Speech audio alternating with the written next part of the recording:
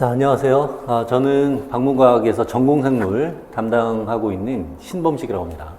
오늘은 여러 번 공부를 했는데 좀 성적이 잘 오르지 않는 친구들을 위해서, 학생들을 위해서 좀 더 제가 여러분들에게 하고 싶었던 말들을 좀 간단하게 얘기하는 시간을 갖도록 할게요.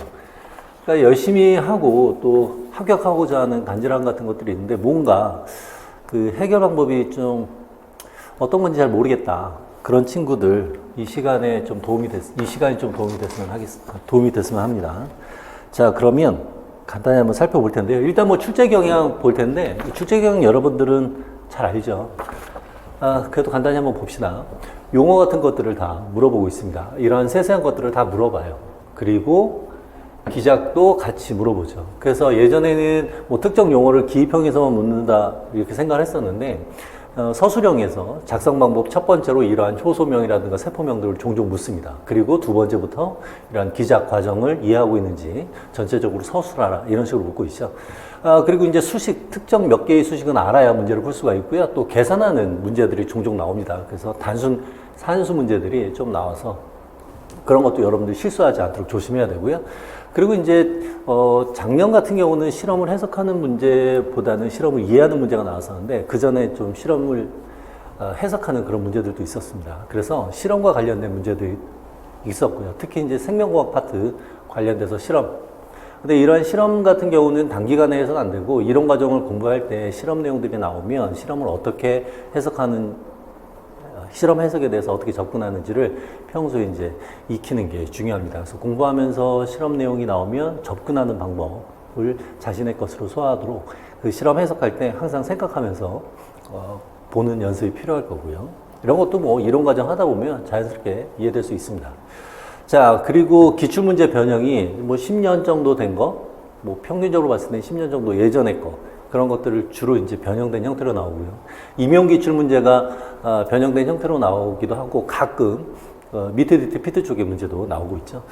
그리고 요즘에 이제 워낙 예전의 문제들이 자주 출제됐다 보니까 출제될 법한데 출제 안 됐던 것들이 이제 당연히 출제돼야 되는 것들, 그런 것들이 이제 나오고 있습니다. 그래서 여러분들이 공부하다 보면 제 수업이든 다른 그 강사분들 수업이든 강조하는 부분들, 그런 것들을 같이 신경 쓸 필요가 있어요. 물론 기출문제 다 풀면서 기출문제에 나와 있던 내용을 당연히 잘 이해해야 되고 특히 이제 객관식 문제에 나와 있던 것들을 잘 이해할 필요가 있겠죠. 자, 여기 이제 출제 경향은 여러분들이 잘 알 수 있는 것이고 여러분들이 실제로 필요로 하는 내용, 이상하게 성적이 안 오르지? 이런 것들에 대한 얘기를 한번 해보도록 할게요. 자, 여기 있는 내용들은 제가 수년간 여러분들 가르치고 그리고 상담을 하면서 학생들이 이런 점이 부족했구나라고 느낀 것들을 여러분들에게 한번 얘기를 한번 해보도록 할게요.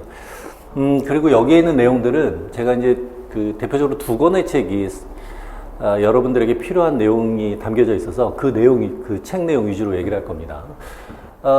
예전에 나왔던 책이긴 한데 요즘에 작년에 그 번역본이 또 나온 게 있어요.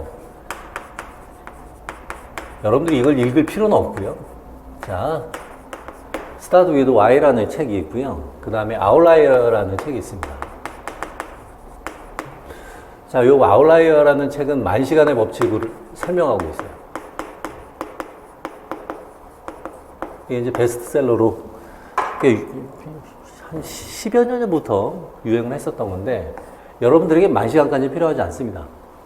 여러분들에겐 뭐 한 3,000시간 정도면 필요해요. 3,000시간 정도면 충분하죠. 이게 이제 성공한 사람들이 왜 성공을 했을까? 그래서 그 사람들을 분석을 해봤더니 자기가 하고자 하는 일에 대한 동기가 있는 사람들이 성공한다는 얘기고요.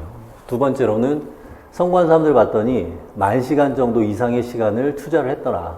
그런 내용입니다. 10,000시간이면 하루에 10시간씩 해서 3년이죠, 대략.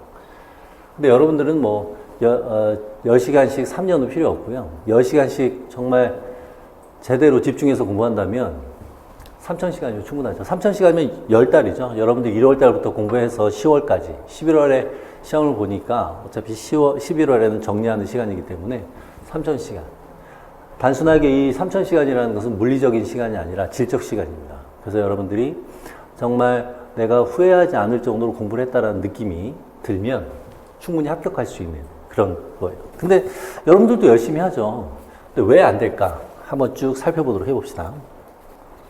자, 스타트 윗 Y에서는 이렇게 세 단계로 나눠요. 자, 여러분들이 공부하는 내용을 보면 일단 뭘 공부하는지는 알죠. 그리고 여러분들 공부를 많이 했습니다. 노력이라는 건 바로 시간을 많이 투자해야 된다는 얘기예요.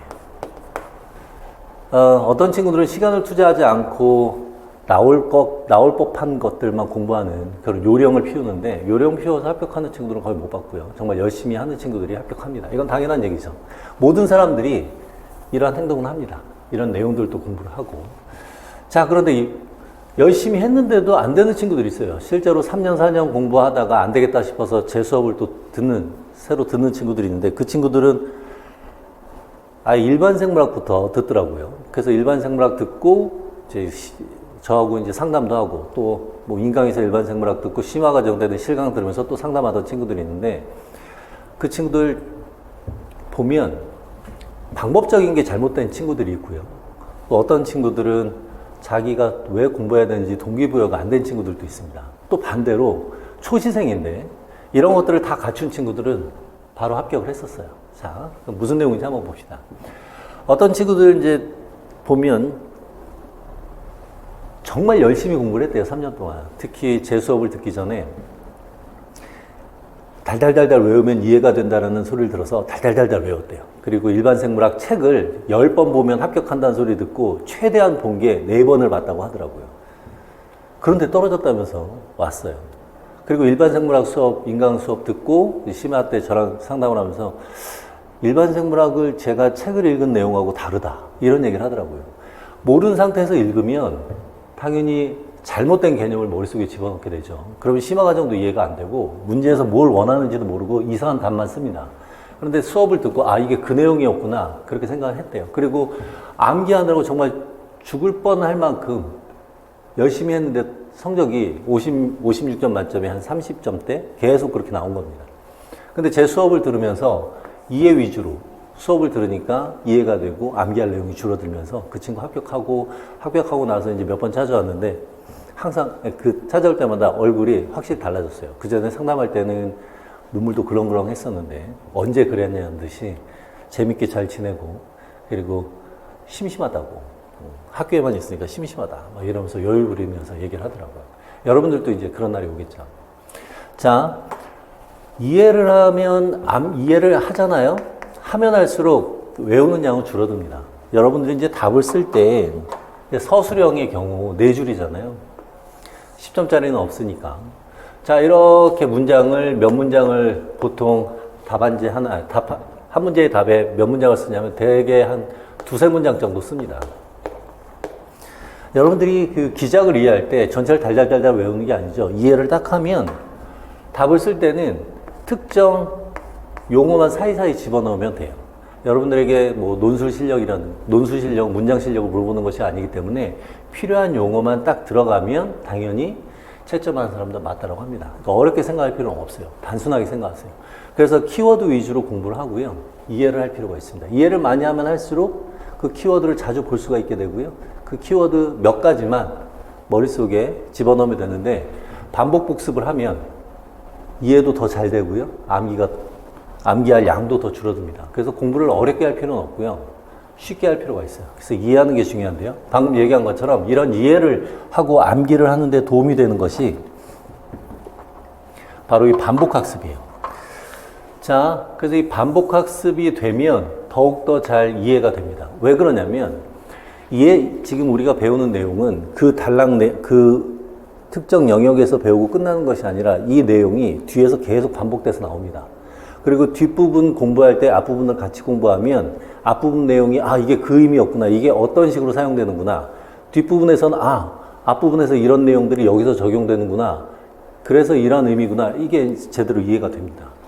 그래서 외우지 않으려고 해도 반복학습을 하게 되면 신경세포 간의 네트워크 형성되고요. 네트워크 형성되면 빠르게 정보를 우리가 얻을 수도 있고, 그래서 그 정보를 답 쓰는 데 활용을 할 수가 있습니다. 그래서 여러분들은 반복학습을 하는데 이 반복학습이라는 게 누적 복습 방법을 하면 상당히 효율이 좋아요. 그게 무슨 소리냐면 1주차, 2주차, 3주차 이렇게 계속 공부를 하죠.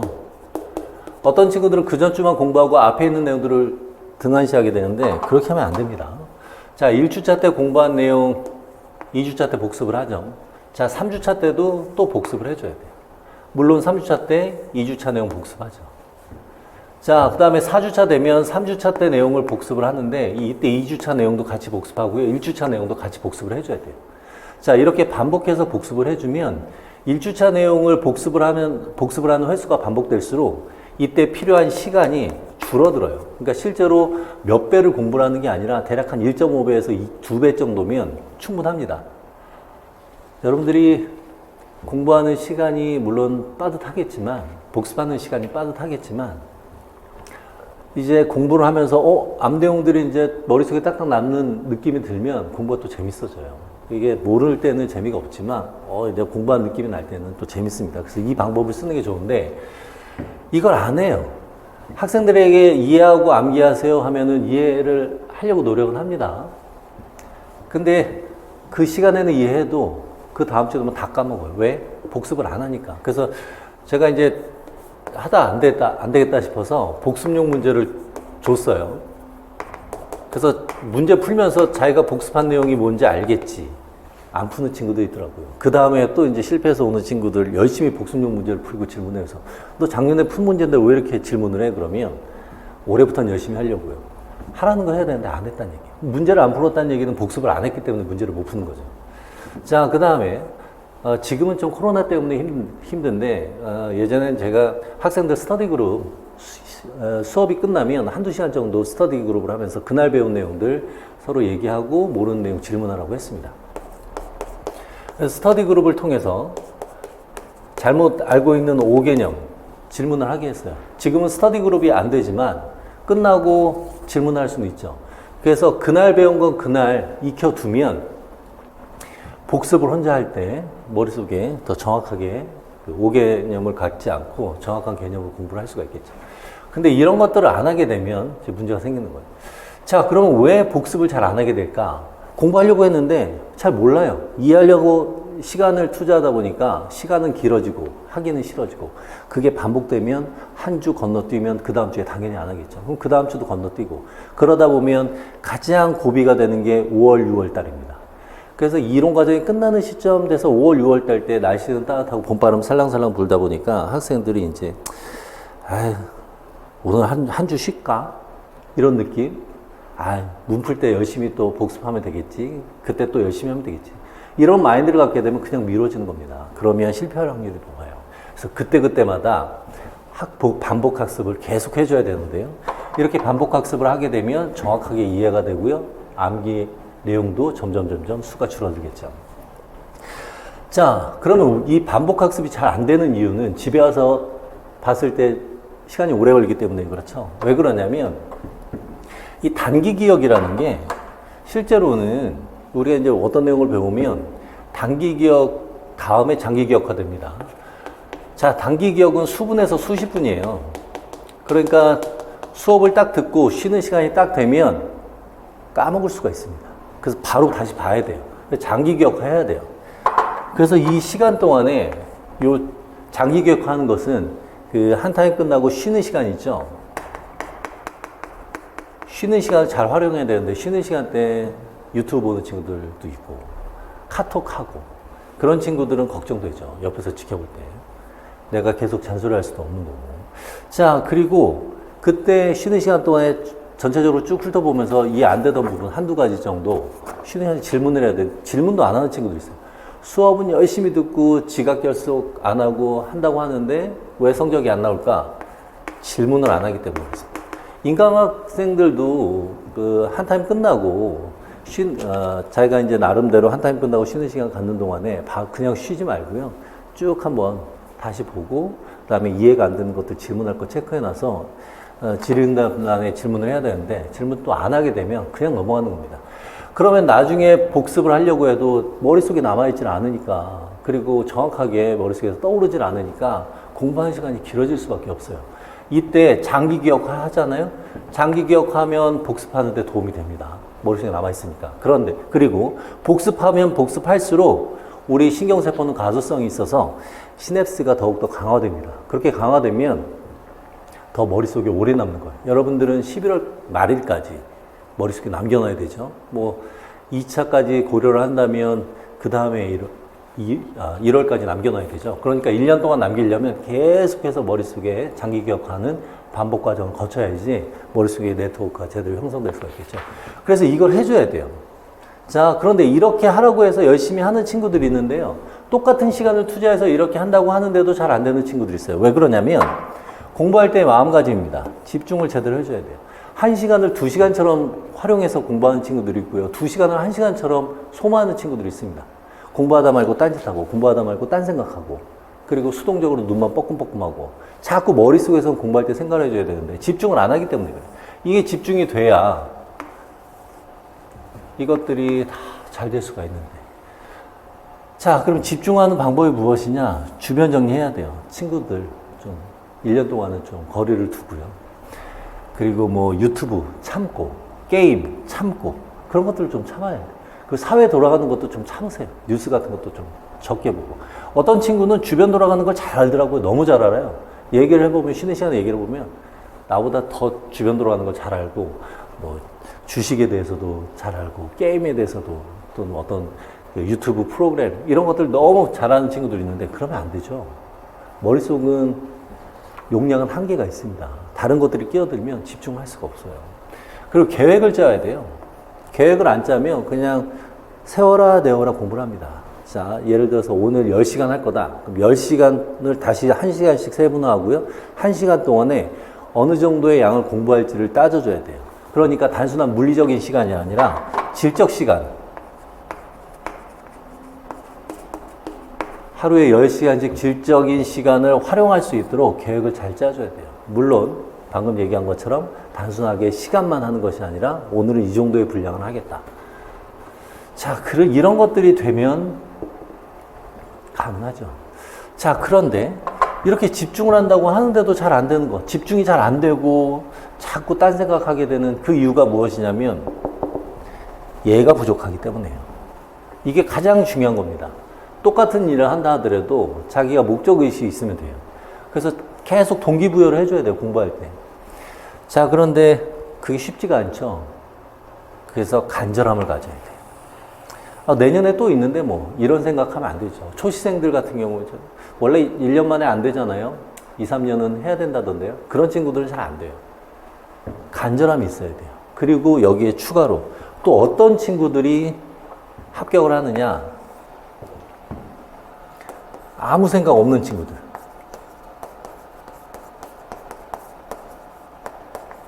아무 생각 없는 친구들이 합격합니다. 실제로 그 초시생이 정말 처음 일반 생물학 들을 때는 정말 그 물어보는 수준도 이 친구 정말 모르는구나 이렇게 걱정을 했거든요.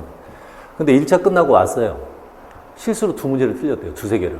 어떻게 해? 근데 온 거 보면서 시험 성적은 좋다는 얘기잖아요. 그래도 괜찮아요 이러더라고요. 그렇게 잘 봤니? 그랬더니 뭐 괜찮을 것 같아요. 2차 끝나고 왔어요. 합격했다고. 서울에 합격했고 자기 집에서 30분 거리 학교에 다니게 됐다. 그런 얘기를 하더라고요. 초시생이었어요. 그냥 4학년 때 뭘 할까 하는데 주변에서 그냥 시험 한번 봐라 그래서 그냥 왔대요. 근데 그 친구 열심히 했나 보다 했더니 글쎄요 열심히 한 것 같지는 않고요 이래요. 그래서 무슨 소리야 했더니 노는 걸 별로 안 좋아해서 하라는 대로 했어요 그러더라고요. 아무 생각이 없었다는 얘기예요. 딴 주변 생각 안 하고 그냥 공부만 했대요. 그리고 남아서 학원에 남아서 자습실에 남아서 교육학 같은 경우는 쓰면서 연습해야 되니까 계속 쓰고 그러다 팔 아프면 집에 갔다고 하더라고요. 그래서 머릿속을 텅 비워놓는 게 가장 좋습니다. 다른 생각들. 그래서 주변 정리하는 게 필요해요. 그래서 이러한 동기부여 또는 아예 생각이 없는 경우 이런 경우가 바로 이 세 단계에서 가장 중요합니다. 여러분들 중에서도 이 각 단계별로 내가 이 부분에선 부족했다라고 생각되는 부분이 있을 텐데 하우까지는 여태까지는 똑같이 했다 그러면 자기 자신을 돌아볼 필요가 있습니다. 내가 정말 절박하게 공부를 했을까? 아닐까? 정말 오래 아니면 안 되겠다. 이런 생각을 해줘야 돼요. 근데 아무리 옆에서 이 간절함은 아무리 옆에서 얘기를 해도 안 됩니다. 이건 스스로가 얻어내야 돼요. 만약에 스스로가 얻어낼 수 없다면 무상무념이 최고예요. 그래서 1년 동안은 여러분들이 이제 물론 그 전에 공부를 해서 힘들다는 거 압니다. 매너리즘에도 빠지고 뭐 나는 안 되는 거 아니야 이런 생각도 하는데 예전에 3년 정도 고생을 했다가 일반 생물학 들은 친구가 있는데요. 그 친구가 1월 달에 일반 생물학 들으면서 그때 이제 합격한 친구하고 만나서 같이 얘기를 했는데 갑자기 이제 그 자리를 제가 마련해 줬죠. 합격한 친구한테 물어볼 게 있다면서 물어보는데 슬럼프를 어떻게 극복했냐고 하더라고요. 1월 달 시작했는데 벌써 슬럼프에 온 거예요. 왜냐하면 그 전에 너무 계속 공부를 했는데 안 되니까. 그래서 그 친구가 무상무념 얘기를 했어요. 자기는 슬럼프 그런 거 신경 안 썼다. 그냥 아무 생각 없이 해서 했다. 그런 얘기를 하더라고요. 근데 그 친구가 거기서 도움을 좀 받았나 봐요. 그 친구 합격했어요. 근데 그 친구는 되게 절박함이 있었어요. 간절함이 있어서 진짜 마지막 시간까지, 모의고사 마지막 때까지도 정말 열심히 공부하고 열심히 질문하고 그랬었어요. 그래서 여러분들이 이 간절함을 스스로 느낄 필요가 있습니다. 그 친구는 대전에 합격을 했는데 그때 3명 뽑았는데 문 닫고 들어갔다 이런 표현하면서 몇 번 찾아왔었습니다. 그리고 이제 그 친구 제가 합격하고 또 그 여자친구도 합격을 해서 같이 또 결혼을 작년에 했다는 얘기도 들었어요. 그러니까 절박함이 있으면 성공을 할 수 있어요. 여러분들 절박함을 좀 느끼면은 이런 것들을 그대로 따라주면 합격을 할 수가 있습니다. 여러분들에게 정말 상담을 받으면서 학생들이 어떤 면에서 부족한가 느낀 것을 이 정도로 정리를 할 수가 있습니다. 뭐 더 할 말은 많지만 그건 나중에 기회가 되면 하기로 하고요. 자, 이게 이제 여러분들에게 하고자 하는 얘기고요. 마지막으로 학습 전략이라고 했는데 이거는 뭐 여러분들 잘 알 겁니다. 그래도 마지막으로 한번 정리를 하고 넘어가도록 할게요.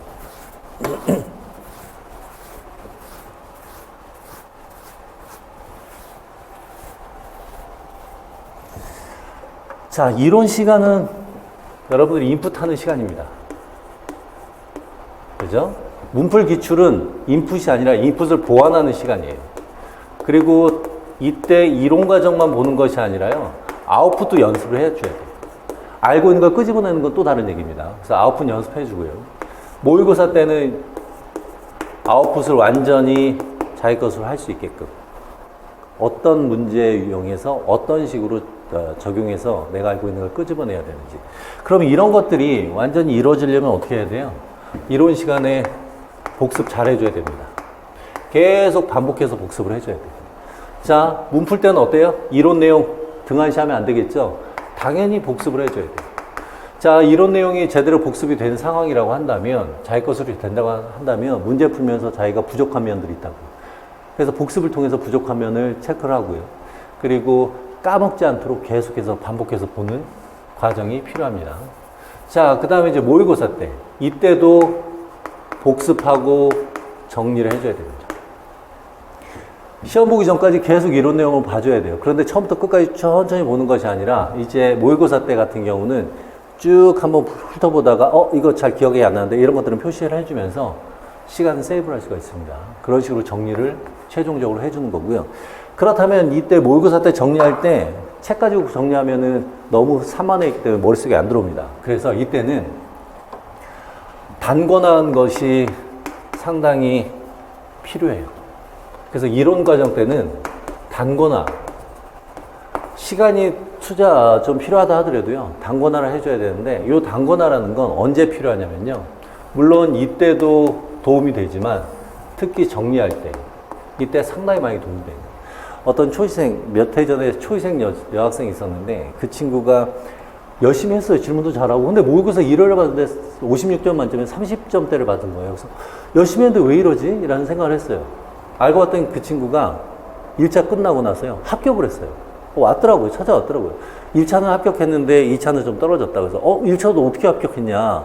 다른 친구들하고 비교했을 때 성적이 많이 안 좋았는데 그랬더니 그 친구가 1회 모의고사 시험을 보고 충격을 받았대요. 그래서 한 달 동안 정말 죽어라 하고 정리를 했대요. 정리를 책으로 한 게 아니겠죠? 제가 수업 중에 이제 나눠줍니다. 그 수업 노트, 서브노트를 주는데, 서브노트는 완전히 다 노트화 되어 있는 것은 아니고, 수업 중에 제가 중간중간에 써주고, 그림도 그려주는 걸 기입하는 형식이고, 이제, 필요한 부분 빼고 나머지 같은 것들은 다 이제 어느 정도 적혀져 있는 그런 노트를 줘요. 그래서 수업의 효율성도 학생이 집중할 수 있도록 효율성도 올리고 시간도 단축하는 겸 해서 줬는데, 그 단권화된 거 가지고서요, 한 달 동안 정말 열심히 했대요. 그래서 모의고사 때 30점대인데 다듬어지지 않은 상태였기 때문에 30점대인데 다듬고 나니까 1차 합격한 거죠. 그래서 이런 것들이 여러분들이 기본적으로 전체 1년 커리에서 따라가줘야 될 부분입니다. 그러면 지금 여러분들 문제점이 이거잖아요. 자, 시간, 투자 대비 실력. 실력 향상이라는 건 바로 늘어나는 것은 아니고요. 실력이라는 건 이렇게 한동안 실력 안 늡니다. 모르는 것 같아요. 지치면 안 돼요. 어느 순간 실력이라는 게 올라요. 이 시간을 단축해 줘야 되겠죠. 그렇기 때문에 이 시간은 물리적 시간이 아니라 질적 시간입니다. 단순하게 뭐 한 1년 공부하면 되는 건가? 이게 아니에요. 앞에서도 얘기했듯이 1년을 2년처럼 쓰는 사람이 있고 1년을 1개월처럼 쓰는 사람이 있습니다. 그래서 여러분들이 정말 열심히 해준다면 어느 순간 올라가요. 아까 어떤 그 여학생 같은 경우는 이 올라가는 시간이 좀 늦었죠. 진작에 올라갔으면 평소에 복습, 정리 이건 미리 해놨으면 더 성적이 향상됐을 텐데 1차까지 냈는데 2차에서 좀 떨어진 좀 아까운 케이스긴 합니다. 지금 여러분들은 이 상태에서 자꾸 맴도는 거죠. 올라갈 듯 하다가 꺾어지고 올라갈 듯 하다가 꺾어지고 초시생 같은 경우는 바로 그냥 올라간 경우 케이스에 나오고 여러분들에게 필요한 건 이겁니다. 이 고비를 넘기는 거 스스로 찾아야 돼요. 앞에서 여러분들에게 고비를 왜 넘지 못하는 원인에 대해서 얘기를 해줬으니까 여러분들 한번 자기 자신을 돌아보고요. 올려야 됩니다. 그리고 가장 중요한 거 올리려면 문제점을 체크를 해서 알았으면 습관을 고치도록 하세요. 지금하고 똑같은 습관대로 하면 달라지는 게 없습니다. 바뀌어야 돼요. 그래서 앞에서 언급했던 문제점들 중에서 단계별로 체크를 해서 내가 어떤 부분에서 문제가 있으니까 그와 관련돼서 습관을 한번 고쳐보자. 이렇게 생각을 해주면 좋겠습니다. 그리고 공부할 때는요. 전공생물 취약하다고 전공생물만 공부하는 친구들이 있는데 세 과목 모두 해줘야 됩니다. 예전에 어떤 친구가 전공생물만 열심히 했대요. 너무 약한 것 같아서. 그랬더니 교육학하고 교과론이 성적이 잘 안 나와서 떨어졌다고 하는데요. 골고루 해줘야 돼요. 골고루. 그리고 매일 해주는 게 좋습니다. 그래야 까먹질 않아요. 계속해서 시냅스를 형성해줘야 되니까. 자, 전공생물 관련된 여러분들에게 도움을 주고자 하는 솔루션 설명해줬지만 실제로는 전공생물뿐만 아니라 다른 과목들도 다 이런 식으로 공부를 해주면 좋겠습니다. 자, 뭐 자세한 건 나중에 기회 되면 더 자세히 뭐 얘기하기로 하고요. 좀 시간이 약간 좀 지체됐는데 여러분들이 해법을 잘 찾아서 올해에는 꼭 합격을 하기를 간절히 바랍니다. 자, 오늘 설명은 여기까지 하도록 하겠습니다. 듣느라 수고 많았습니다.